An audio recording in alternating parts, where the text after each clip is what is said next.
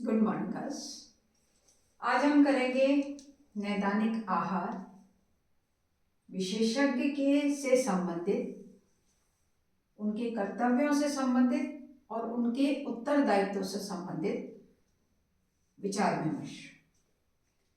ये हमारा आज थर्ड चैप्टर है। मुझे उम्मीद है कि आपने मेरा चैनल सब्सक्राइब कर लिया होगा और आप लगातार इसको देख रहे होंगे, पढ़ रहे होंगे। अगर किसी प्रॉब्लम अगर आपको आती है तो आप प्लीज़ मेरे को कमेंट बॉक्स में डालें ताकि मैं उसमें सुधार कर सकूं।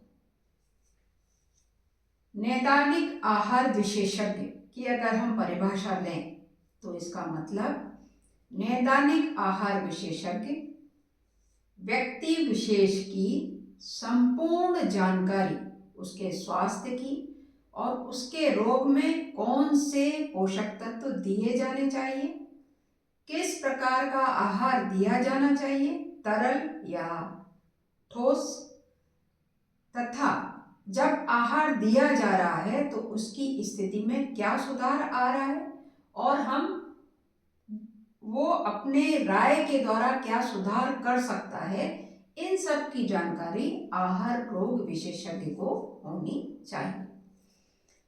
आहार रोग विशेषज्ञ को आहार के बारे में, आहार के प्रकार के बारे में पूरी जानकारी होती है। आहार दो प्रकार का होता है। एक तो है नियमित आहार, जो हम सभी नियमित रूप से, सामान्य रूप से जब स्वस्थ होते हैं तो हम भोजन करते हैं, वो नियमित आहार कहलाता है। दूसरा संशोधित आहार। संशोधित आहार से मतलब है रोग के अनुसार उस आहार में परिवर्तन करना ताकि पोषक तत्व रोग के अनुसार उसको, रोगी को मिल सके। अब इन परिवर्तन में ज्यादातर परिवर्तन, जैसे पहला है बनावट में परिवर्तन। बनावट से मतलब होता है वो ठोस है या तरल है। अगर मान लीजिए ठोस आहार है और किसी को डायरिया की प्रॉब्लम हो गई है तो उसको तरल आहार देना होगा। तरल आहार देने के लिए उसमें बनावट में परिवर्तन किया जाएगा। उसको ज़्यादातर सूप, जूस ऐसी चीज़ें दी जाएंगी, यानी कि उसकी बनावट में परिवर्तन किया जाएगा। दूसरा संशोधित आहार है पोषक तत्वों की आवश्यकता में अंतर करना। पोषक तत्वों की आवश्यकता में अंतर करने से मतलब होता है रोगी किस रोग से गुजर रहा है। अगर आंतों से संबंधित कोई परेशानी है तो उसके भोजन में रेशे की मात्रा अधिक होनी चाहिए। यदि हाइपरटेंशन का मरीज है तो उसके आहार में सोडियम कम मात्रा में होना चाहिए और रेशों की मात्रा अधिक होनी चाहिए। यदि मधुमेह का रोगी है तो कार्बोहाइड्रेट कम होना चाहिए। यदि किडनी में कोई प्रॉब्लम है तो प्रोटीन की मात्रा कम होनी चाहिए। यानी कि रोग के अनुसार पोषक तत्वों की मात्रा को कम और ज्यादा करने का काम आहार रोग विशेषज्ञ के द्वारा किया जाता है। नेक्स्ट है मृदु आहार। मृदु आहार से क्या तात्पर्य है? जैसा आप इस शब्द को सुन रहे हैं, शब्द के अनुसार मृदु मतलब कोमल। और मृदु आहार किसको चाहिए, किस अवस्था में चाहिए? मृदु आहार ज्यादातर वृद्धावस्था में या छोटे बच्चों के लिए चाहिए होता है। यदि वृद्ध व्यक्ति है, वो ठोस भोजन को चबा नहीं सकता है, उसमें इतनी क्षमता नहीं है, उसकी जो आंतों की क्रियाशीलता है वो कम हो जाती है, इसलिए ऐसे भोज्य पदार्थ उसके आहार में सम्मिलित किए जाने चाहिए जो कि आसानी के साथ पच जाए और उसे पाचन संबंधी समस्या नहीं हो। ये कहलाएगा मृदु आहार। इसके अलावा जब हम आहार की बात करते हैं तो भोजन देने के प्रकार भी अलग अलग होते हैं। हम भोजन जो ग्रहण करते हैं वो आप कहेंगे हम मुंह के द्वारा भोजन ग्रहण करते हैं। हाँ, हम सामान्य अवस्था में मुंह से ही भोजन लेते हैं, लेकिन बीमारी की अवस्था में जब भोजन दिया जाता है तो दो विधियों का, दो प्रकार का अंतर किया जाता है। पहला है नली के द्वारा और दूसरा है अंतःशिरा के द्वारा। मान लीजिए किसी कोई को भोजन चबाने में परेशानी हो रही है और उस वैसे कोई प्रॉब्लम नहीं है, वो पूरे अपने होश आवास में है, तो उसको नली के द्वारा मुंह में नली डालकर लिक्विड अवस्था में भोजन उसको दिया जाता है, वो कहलाता है नली के द्वारा।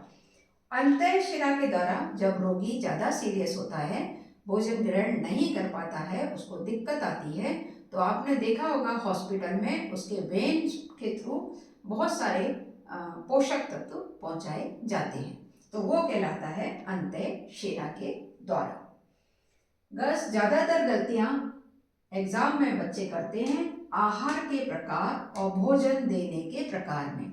आप दोनों में अंतर देख लीजिए। आहार के प्रकार का मतलब होता है कि कैसे, कौन कौन से आप नियमित या संशोधित आहार, और भोजन देने की यानी कि जो आप ग्रहण कर रहे हो उसमें क्या अंतर है, नली द्वारा, अंतःशिरा द्वारा, और सामान्य रूप से हम भोजन मुख के द्वारा लेते हैं, लेकिन बीमारी में नली द्वारा और अंतःशिरा द्वारा भोजन दिया जाता है। इसके अलावा आहार रोग विशेषज्ञ का जो बहुत बड़ा काम होता है, जिसकी आज बहुत जरूरत है समाज में, वो है चिरकालीन रोगों की रोकथाम। यानी कि चिरकालीन रोगों को बहुत हद तक भोजन के द्वारा बढ़ने से रोका जा सकता है। हम ये नहीं कहेंगे कि हम बीमारी को आने ही नहीं देंगे। हाँ, अगर हम शुरू से ही इन चीज़ों का ध्यान रखें, प्रॉपर एक्सरसाइज करें, भोजन प्रॉपर रहें, तो हो सकता है कि बीमारी हमको देर से आए, और अगर हम नहीं रखें तो बीमारी हमको जल्दी से आए।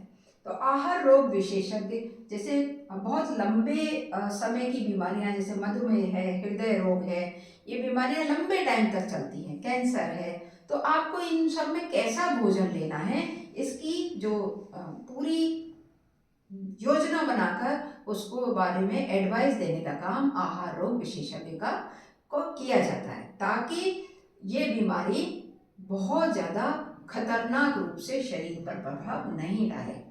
हमें हृदय रोग में सोडियम से बचना है, हमें मधुमेह रोग में कार्बोहाइड्रेट से बचना है। ऐसे ही यदि किडनी में कोई प्रॉब्लम होती है तो प्रोटीन कम से कम मात्रा में लीजिए, क्योंकि प्रोटीन की अधिक मात्रा में किडनी को काम अधिक करना पड़ता है, जिससे शरीर पर प्रभाव होने का खतरा रहता है।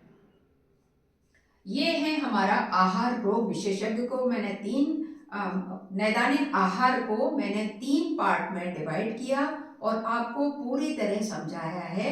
यदि आपने इन सभी पॉइंट्स के बारे में ढंग से पढ़ लिया तो आप पूरी तरह से आंसर देने में सक्षम हैं। ठीक है गर्ल्स, इसके आगे का आप जीविका के बारे में क्या कर सकते हैं और आपको कौन सी एजुकेशन इसके लिए ली जाएगी, इसके बारे में मैं आपको कल बताऊंगी। और इस चैप्टर का दोहरान काम हम ट्यूसडे से करेंगे। ठीक है गाइस, ओके बाय।